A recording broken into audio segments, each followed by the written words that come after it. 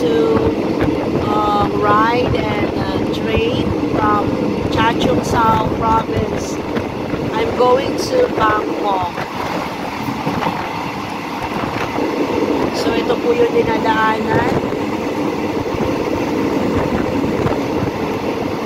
May mga kakahuyan, isang fish pan, rice field, ayan. So kaya mayaman ang Thailand ng palay. So it's so mamura ang rice dito because of may rice field po sila at ang kanilang kanin talaga ay masarap. Mura-mura pa pero masarap talaga siya. So it's a blessing and opportunity to visit in this country. Yan. It's a temple.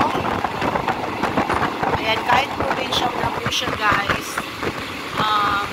may madadaan pa rin mga temple, houses, and I think it's subdivision, a village.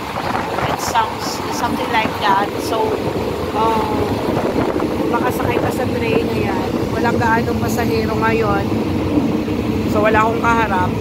At almost 12 and I think it's magwa 1 p.m.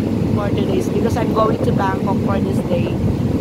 So this is the third station. It's Pring Station.